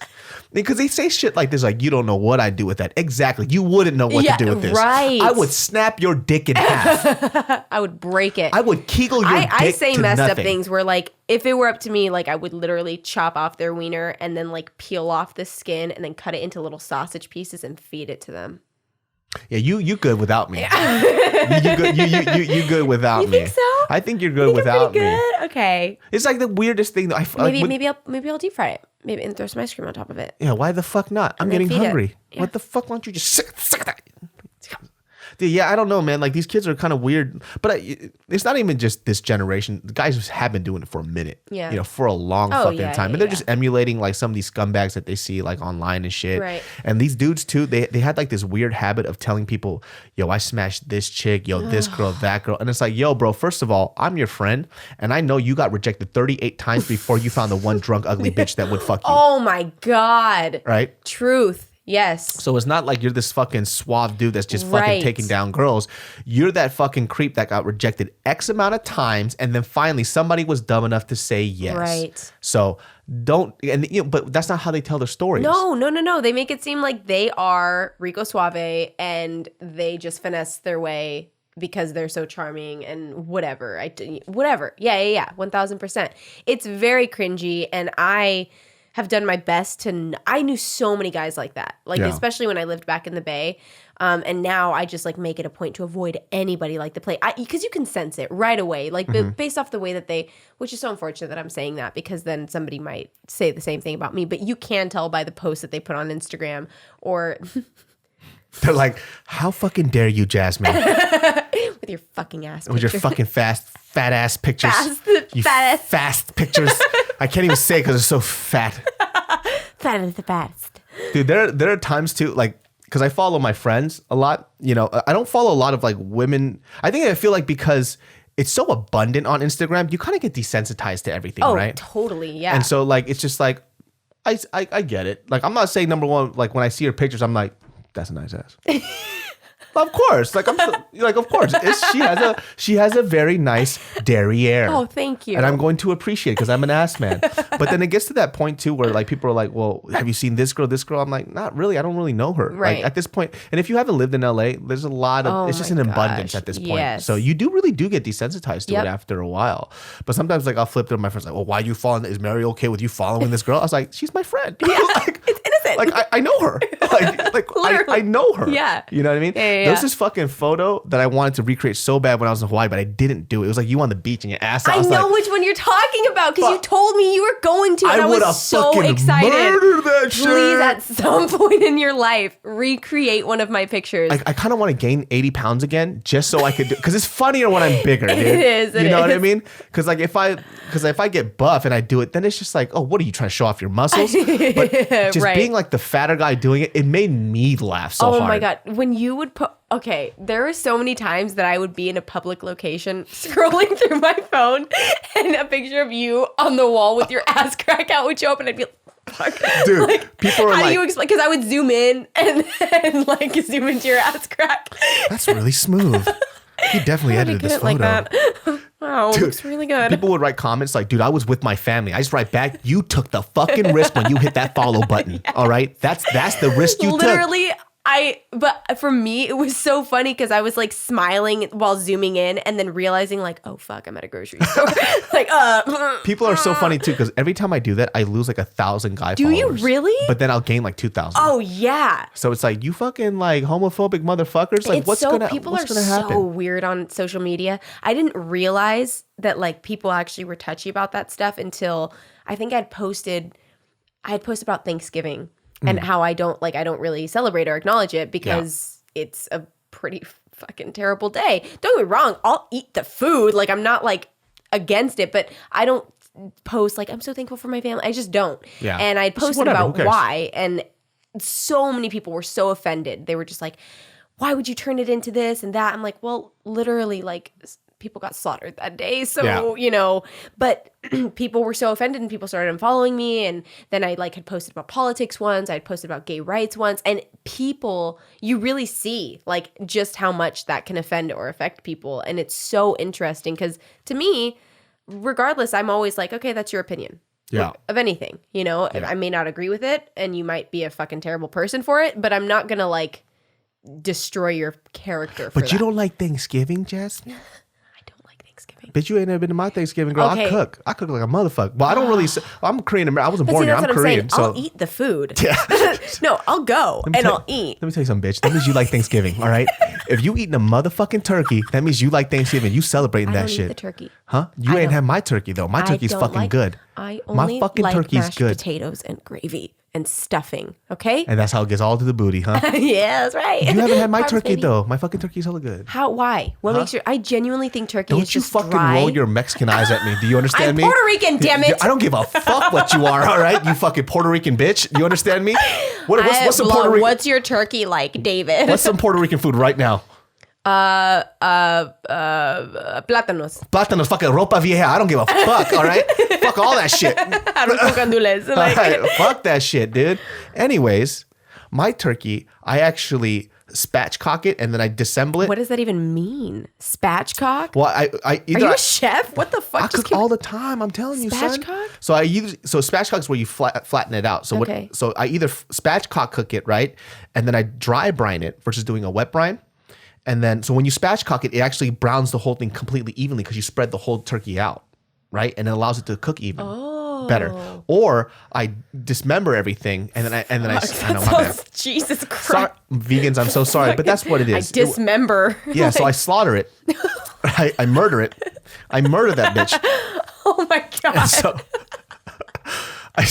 I'll sous vide them in a water bath, right? Okay. And so I cook it to the right temperature, and then at the end, I fucking deep fry that shit so it's golden and crispy. So it's more like pork-like. Okay, that's different. It's fucking good. That's different. My turkey's fucking good. I've just dude. only ever had roasted turkey, and it's just always been dry and not flavorful. My shit's fucking dope. Son. Yeah, I mean, if you're deep frying it, dude, Dude, my I'm shit's sure that shit's dank as fuck. it's hella good, dude. Like I'm not an amazing cook, but then I do cook certain things that I enjoy, and those things I do really well. So Okay. I say like amazing cook is somebody who can make anything out of everything. Yes. So me, I'm more like I know the specific thing that I've worked so many times over that I know is going to be good. Can I ask you a question then? Yeah. You know, chef to chef. I just started using my crock pot. I'm just saying, I've made 3 recipes in my crock pot so far, and I'm fucking killing it.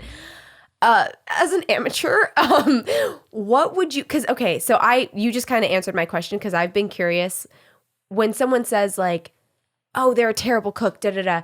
It's like, okay, are they a terrible cook because they don't know how to follow directions from a recipe, or are they a terrible cook because they don't know how to throw things together in a pot and make something out of People nothing? usually qualify themselves as a bad cook because you could follow instructions, but there's just a lot of variables to it, right? Okay. And so cooking becomes very daunting because you don't understand the foundations and the basics of what cooking is. Cooking is alchemy. You take a product and you create something into something else. It's fucking magic. It's sorcery to me, right? Right. And so the best way to start how to be a really good cook, to be honest with you, is number one, you have to eat good food. And then you have to learn how to try to cook it. That's, I mean, it's as basic as it gets. I know it sounds really simple, but people get stuck because they go, okay, so we want you to heat the skillet to medium high. They go, what the fuck is medium high? Right. Oh, okay. That makes sense. So they get stopped. Season it to taste. What the fuck does that mean? Right. So they get stuck on these terms, right? Okay. That makes so much more sense. Yeah. Or they say dice something and they go, what's dicing? Or how big is a dice? When I mince it, how much do I mince it? Oh Am my I supposed to, God. is it supposed to be this big? How much is a tablespoon? Like, so people get stuck on these small things. Yes. And so what you kind of forget too is that number one, you're going to eat it, you're going to shit it out. If you like the way it tastes, then it's good for you. Yeah. Right. That's how most things start. Some people just don't have a palate for great food that a lot of people can enjoy. Right. And that's just either it hasn't been developed or you just don't have a talent for it. And that's okay. But if you understand basics, like basic knife cutting, basic terminology, and understand that most ingredients are the same to make some type of dish, you'll be pretty much okay. Yeah. See, because I'm 24 now, and I'm telling you, like this week I'm getting into cooking. I don't know where this newfound passion came from, but I've hated cooking for as long as I could remember. Like, it's just not something I want to do. Really? If it was like HelloFresh or like those things where they're already stuff portioned is out great. for you. Oh my God, it's Yeah. great. And I think that kind of ignited it where I was like, oh, I kind of get this because the directions are right there. Everything's portioned out. It's a very good introduction. Again, not sponsored, but those types of companies are good introductions for that. But then I started using a crock pot, and I'm starting to see a dietitian. Oh, crock pot's a great way to start. Oh my God. So that's what I've been doing. So the last few days I made yesterday I made teriyaki chicken, and I was so shocked that it actually came out good. And so now I'm just like on this high of cooking. But see, you could do teriyaki chicken just with the basic stuff. And the reason why I like crock pots, but sometimes I don't like it because people use a tool as a crutch.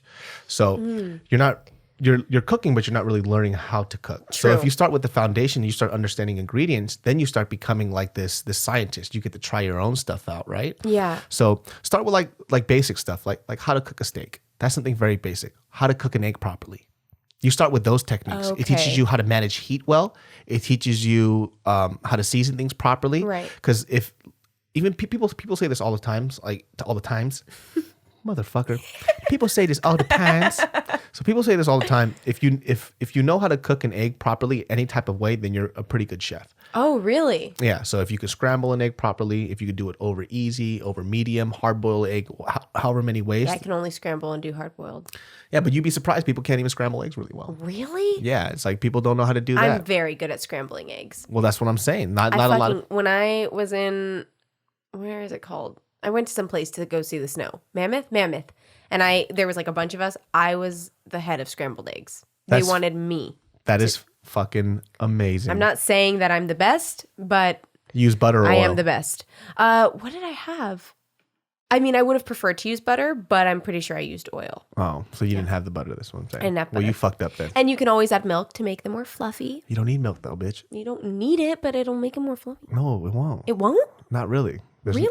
All you got to really do is temperature control that shit. So a lot of times when people scramble eggs, they do it at too high of a heat. And so it becomes really hard and rubbery, which people are used to that stuff. It's kind of like that. That's like Denny's and... It's like farmer style, right? But if you put like a knob of butter, a knob of butter before the pan too and in during, and then you salt towards the end, but you do it at a low heat. A whole thing of butter? Just a knob, like a tablespoon.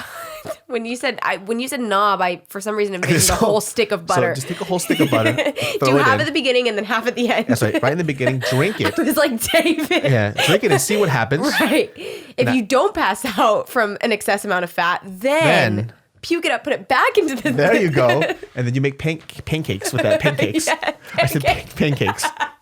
What is going on? You are fucking up my English right now, you Puerto Rican bitch. It's because I stutter a lot and my stutter pushes onto other people. Oh. No, I'm serious. I think that's what it is. I had no idea you were Puerto Rican. Yeah. I just heard Garcia.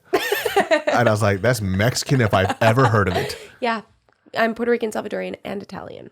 Damn, bitch, And you just Peruvian. like all... Okay, my bad. You were just all the sexy fucking cultures. She just claimed... And Peruvian, and Cuban, and... You're straight up Miami. Are you sure you're not from there? I know I should be in Miami, but I'm not. I feel like every time I hear girls like Peruvian, Colombian, all I think... Caribbean. I'm just like, damn, this bitch is going to be hot as fuck. That's all I think about. I'm like, God damn. I just think of Miami and shit, dude. I know. I haven't actually spent like a sufficient amount of time in Miami to see all of the beautiful women, but anytime I talk to people, they're just like, oh my God, all the women in Miami are perfect. They're beautiful. It's because it's a huge tourist place. Right. And it's not only are the women really beautiful, the dudes are buff as fuck. I know. They just roided out. Yeah. It's like, the women are too, though. A lot of them are getting roided out too. I look like a blobfish there. Like, I don't feel self-conscious about the way I look ever. Yeah. Miami, I fucking do. Really? I walk, all these dudes are just like, yeah, what's up, bro? Hey, what's up, my dude? I'm like, why is everybody buff? What's going on? Why is that pregnant woman buff? Why is that child buff? Everybody's buff. Everybody's just like shooting up roids and shit. I'm like, yo, what the fuck is going on? Right before having their breakfast, they're like, all right, server, just in a second. Yeah. Oh, yeah, I feel the roids. Yeah, people are... I guess because it's known for that type of vibe, people like either work out a lot before they get there, but they get their body tight before they go there. And I'm out there looking like a geisha, dude. That is true. People are always like, I'm going to be in Miami in a few weeks. I got to get my body right. Get my body right. That's so true. It's hard being buff though, dude. Like I've lost this amount of weight, but I know what it takes to be buff, and I don't think I want to do it. It's intense. I don't want to do it. Yeah. I keep finding out what they took. Like, yo, bro, like I was on this strict diet regimen. I had to make sure I got my fucking workouts on. I walked my fat off. Is that what you did? I just walked. You know what? I always think about that because there was a guy in the neighborhood that I grew up in. I think his name was Corey. I don't remember, but he was overweight. And I think a summer passed, 2 summers passed, and I hadn't seen him, and he had lost like 100 pounds. And I was like, dude, what? He's like, I just stopped driving. Like, I would walk everywhere. Yep. So he was like, and it was a small town, so you could walk to the mall. It might take an hour as opposed to a 10-minute drive, but he would choose to do that. He would walk everywhere. And he was like, yeah, I did that. And then I just stopped eating as much fast food and here I am. There it is. And I was so intrigued. And I think about that all the time because it was amazing to me. People don't know, man. The power of walking is huge, especially when you're a bigger guy. Like, I forgot where I read this, but the reason why I started walking, well, I got into this whole thing about David Goggins, but I calculated on average how many calories you burn per height and weight when you walk. So if you're if you're above like 200 pounds or 185 pounds, like you burn about like 110 calories per mile that you walk. Wow. So it gets less and less when you get smaller, crap. right? So right, I was because you're carrying more weight on you. It's more effort. Yeah, so I was like 270 pounds. So I was like burning like 150 calories per mile. So I was walking like 4 or 5 miles a day. Were you like actually going out and walking, or were you on a treadmill? No, I go out. I go out, open my mouth, catch flies, and then and I'm just out there. Meal. Dog, I just don't. I think people just thought I was lost. Like I was just outside, just catching flies. Oh my god! People are like, dude, what do you do on the walk? I'm like, I don't know. I just open my mouth and I walk around, and I'm just a mouth breather in the whole neighborhood. Oh my god! And then I'm home, and that's it.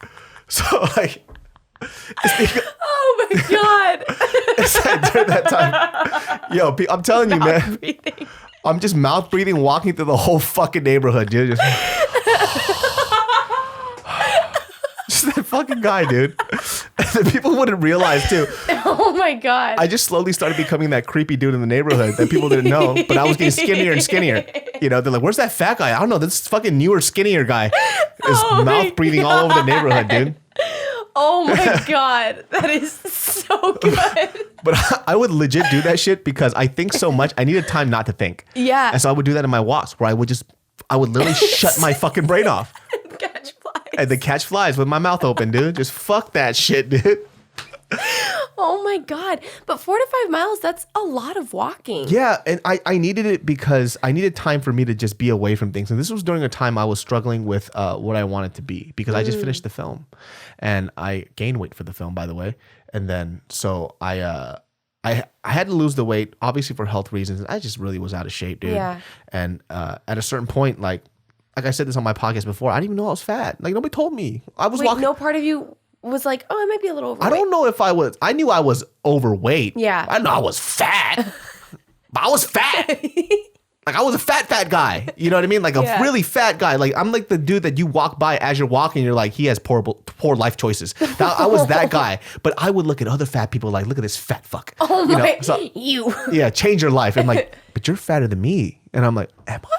Like, wait, what? Yeah, so I didn't know like how large I was getting. Wow.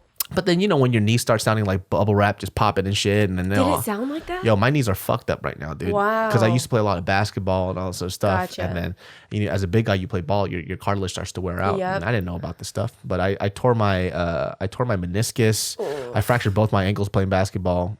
I've actually had less injuries doing Muay Thai and kickboxing than I did doing basketball. Wow. Yeah. So after a while, I just started to, get that shit together. And then that kind of helped me organize my life as I was doing these walks because it would teach me to break into a habit. So it's like, you can do this every day. If you can walk your fat ass a mile every day, that's all you need to do. Fuck losing the weight part. Just show yourself that you could do something consistently. Right. And so and during this time, it was raining a lot. So it was like February. Oh my gosh. So I would say, if it rained, I was like, fuck it, boy, get your ass up and fucking start walking. So even though it'd be raining? I would just walk in the rain. And I remember one time I was walking in the rain and I wasn't checking my weight at all. And I was like, oh shit, this was the second day I walked in the rain, and I kind of like lightweight teared up a little bit because I was like, yo man, you're fucking doing this, dude. Like it doesn't matter. You're still going to do this shit. And I just sat there and I was like, yo man, almost like lightweight, like patting myself on my fat back. I was like, yo, good job, David. Wow. Like you're doing this shit. Yeah. And the next thing you know, the first month, I think I lost like a pound or two. Yeah. And then I started changing my eating habits a little bit. I researched like what foods were good for you, how you should eat. No extreme dieting. Yep. And just portion controlling and eating healthy foods that are good for you. And next thing you know, next month 10 pounds, then another 20 pounds, then 30 pounds. Crazy. And the next thing you know, like I was like, oh shit, I'm getting thin. And I didn't know this until my girlfriend told me because at this time we weren't living together. So she would see me every week and I only see her on the weekends. And she's like, what is going on? Who are you? Who are you? Yeah, Who are you? right. Because your body starts to make changes pretty quickly. Yeah, and she, this fucking bitch, she'll come up to me. She's like, I could put my arms around you. And I'm like, yeah, say that louder. All right, say that louder for everybody to hear. She's like, look, my elbows touch. Oh, Yeah. that's so sweet though. Yeah, so she was like super, and obviously my support group was great. My girlfriend was always supporting me. Yeah. So she never said anything about my weight. Like she never said anything. She just started worrying about my health a lot. Aside from the fact that when I, called somebody else fat and she was like, you're a fat guy. How dare you? And I was you like, can't say that. and I was like, are you on your period or what? What's going on? I was like, me? Wait, what? My doctor said I'm an athlete. You know what I mean? It's like, shit. You know what I mean? I'm fucking fast. Wait, so how much weight did you lose total then? 63 pounds. That's amazing. Yeah. So I just checked my weight the other day. So. And how long did that take? What was that? I say I lost the first 50 pounds in the first 10 months. And then the rest of it has been really, really, really gradual now because now it's getting hard. Exactly. Yeah. Once it's honestly, the beginning is so easy because your body is just like, it's getting used to this act. I mean, it's not so easy. I shouldn't say that. But once you experience it now, you're like, oh, fuck. Yeah, the first month, like your body acclimates. And that's what I've been finding out from other people. Like the first month or two, like it'll, some people, they'll lose a lot of weight. Some people, they won't lose anything at all. But for some reason, my second month, it just went boom. And then it all started falling off. Yeah. And it was the lifestyle changes. And also, I think it was your body. You gave your body time also to change because it was like, it was getting used to it. It might have even started storing fat at the beginning because it was used to this new activity. Our bodies are so weird and we never know what they're going to do. But it's so awesome that you were able to do that in that time span because I feel there's also the people who yo-yo with it where like they will make the healthy changes. Not that you were doing anything excessive at all, but even just something as simple as starting to walk and make dietary changes. I feel like people will still, after 4 months, be like, okay, I'm over it. You know? And I stopped just... There's no race, you just like if you're gonna do this for the rest of your life, like it took you fucking whatever X amount of years to get fat. It's gonna take you a while to lose that weight too. So just chill, you know. And stop expecting crazy results because my issue with like the fitness industry was that people kept on telling people that you could have things instantly and right now. And it used to piss me off so bad. Specifically fucking dudes that use roids. I know who you fucking are, dude. We all know who you are. Like I know you guys, man. And you guys are selling these fucking programs to these kids saying like, yo, do my 2-month program and you're going to look just like me. Well, why don't you give them your fucking Turinabol too? And then we'll see what'll happen, right? But you're not mentioning that shit. And you're telling these kids that they could be just like you. They can get these results and they don't and they get disappointed and they gain their weight back because and they spend a lot of money on those programs too. Those programs can be like, I've seen some as expensive as like $500. So that's why I really, when I was doing Kaizen, I enjoyed Kaizen because it didn't sell you like this fake, it was numbers. It goes, if you do these, your numbers will increase and things will happen this way. It was very realistic and it was a way for you to monitor what you were doing. Everything is science-based with them. And obviously like with Bart, Mike, and Omar, they're some of the most respected people in the fitness industry. And so like, I remember because I had my own program with Kaizen as well. And so many girls, because I was like, I'm never going to launch anything like this because I could write like a basic bodybuilding program. That's problematic and controversial as well because I'm not certified in any way. But I have enough knowledge where I could write that confidently and know that these people are going to get a good workout. But when it comes to like powerlifting and strength and all of that and also like just all of it, I have no idea. But when people bought the program that I launched with them, this was like 2 years ago, so many girls, we created a group for them and they were just like, oh my God, I've never had my body like experience these changes before. I'm getting so strong. My form is amazing. I feel great. And I was just like, those are the things that you could see. Those are the stuff that you could see immediately. Exactly. Right. You may not see it in those numbers per se because you keep reaching for the specific number, but you can see strength improvement. You can see you hit stronger weights, and everything else starts to come along with it. Exactly. If you want to get stronger, you do have to make adjustments in your lifestyle. If you want to have better endurance, you have to make those other adjustments. And so that's what I liked about that. But there's some other people where I just see it and they're just so adamant about like, be like me, buy this product, buy this thing, and it'll help you be like me. Like I don't have any problems with like product placement, like because they all make sense. Of course. Like protein stuff, like they're all great, right? I'm not talking about that. I'm talking about specific dudes that sell specific programs, promising something that they can't have. That is just unattainable. Yeah. Oh, and it's so prevalent in the fitness female community too with butts. Like build a booty in 4 weeks. No. That does not take 4 weeks. If you look at any girl's glute transformation, whatever, that is always like years in the making.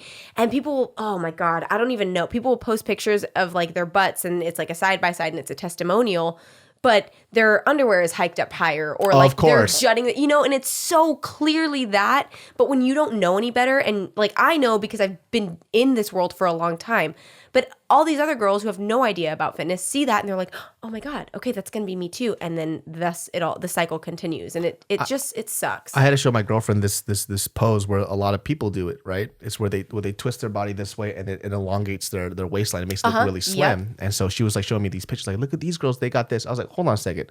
I was like, I'm gonna show you something. I said, take a picture of me right now. She took a picture and I twisted, I turned my body this way. And she goes, oh my God. I was like, that's exactly what they're doing. That's like all it is. You know, and she didn't know. Yeah. So all she does is see these people get these results. And she goes, I'm working hard. How come I don't have this? I was like, stop, don't do that. Yeah. You know, don't do, I mean, I'm not mad at you for it, but like, they're trying to sell you on something that's not real. Exactly. You know, like I like looking at stuff like that. It's very motivational, but just take it with a grain of salt. Exactly. That's all that it is. Yep. You know, that's 1000% the truth. We're a fucking hour and 34 minutes in, bitch. I've been talking to you forever. We killed it. I didn't even know. Did we do a good job? We did a fucking great job. That was so fun. Dude, we should have you on more. Okay, fine. I'll be back next week. Yeah, we gotta get Riley on this shit too, dude. Oh my God, Riley would shit himself. That's the cool thing about my podcast. Like, you don't have to be anybody. Like, I love it's just about conversation. So like, Riley will poop himself. No, you don't understand. And then it's gonna be cute. I'm already calling this now. He's gonna sit down in this chair and he's gonna go like this. He's gonna push back hair that's not there, and then you're gonna go, okay, introduce yourself. Right, he stutters a lot. It's really cute. Riley will be fine. Riley, you'll be great, dude. I'm gonna have you on this shit, dude. So where can they find you, young Jazmine? Yes, you can find me on YouTube, Jazmine Garcia. You can find me on Instagram, Jazmine Garcia. You can find me on Twitter, Jazzy R Garcia, and you might be disappointed. You might not be. You will not be disappointed, man. Yo, check out this girl's story. She's fucking hilarious, man. So most people, like, I feel like when they see somebody that is physically attractive, they're very dismissive about how great their personality can be. Mm-hmm. They're like, this girl just does this, and that. But to be fair, some of them don't have a personality. True. So you have an uphill battle, but this bitch is fucking dope as hell. That's why I had her on Genius Brain Podcast, and she's gonna be coming back on here quite frequently because I fucking love talking to this girl, dude. Yeah, that was so fun. I'm telling you, I told you, I'm good at girl talk, dude. You are, honestly. Yo, I grew up in a beauty supply store, so that's all I heard my whole life. Yep. So that's my shit. You know what I mean? I love gossip. I love when girls chat because sometimes guys don't chat like this. No, it's very true. I mean, I have that with Riley, but like as far as my other guy, no, it's absolutely not an option at all. Yeah, it's like they don't really like get into like specific things, and I like this type of stuff. Like I said, when you grow up in a beauty supply store, this is all the shit that you hear. Yes, right. Like when you're in the hair salon and shit, this is all you hear. So I grew up around this shit. So it's like,